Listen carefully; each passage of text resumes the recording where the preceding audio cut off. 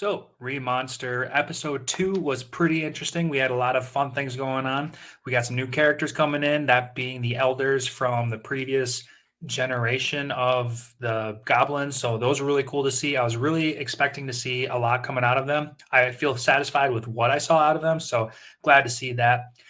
We also got a new fight coming out of the bear, which was really the biggest takeaway out of this episode. And to wrap things up, we got one more transformation coming out of our main character. And what's really cool is that he's the actual character that's on the thumbnail, the poster of this anime. So we now officially have what might be his final evolution.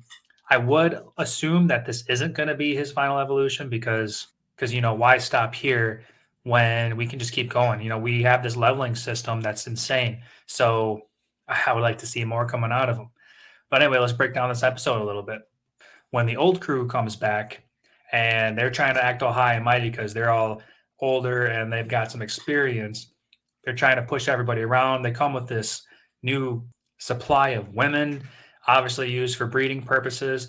I am very happy to see that the purpose of these women are for that, but they didn't take the Goblin Slayer route and totally just made it too dark, and just made it really weird with, kind of the rapey stuff. But they keep it real clean. They're getting right past the point where they don't even need to dive into it.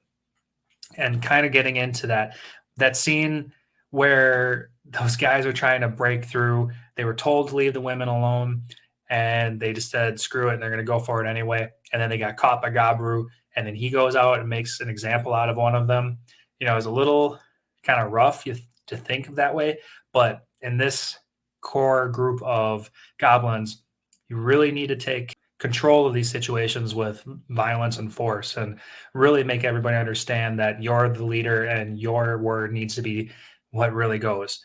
But speaking of that group of women, we got a small introduction of everybody. We got an alchemist, a trader, a whatever, but more importantly, we got the redhead who is probably going to be some type of warrior. And she's definitely appearing to be some kind of love interest because she's opening herself up to him, especially at the scene where she shares a bed with him. So I can see this turning into a little bit of a love interest, more so her towards Gobrou, not the other way around. I'd be very surprised if it did because anime really doesn't do that kind of thing. It's always love interest goes one way. But now that we kind of understand things going on at the village, Gobrou is taking advantage of all of his people growing and learning more themselves. So he decides to go adventure himself to try to find some more hunting material so that he can eat him and become more powerful himself, which I really love this idea. Like I said in last episode, Ari Fueta all the way, learning new abilities just by consuming your enemies. So we come across the red bear, total badass. It didn't need to be so powerful. This is episode 2. It didn't need to be that badass, but it was actually pretty cool. This freaking bear is using flamethrower and stuff.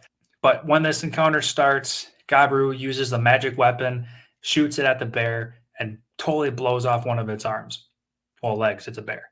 But I was also really surprised to see that he didn't just use this move again. Like, we didn't get an explanation that he's running out of magic power or anything like that. He just decides to go melee after a very effective attack could have easily stopped this bear after another magical attack or two.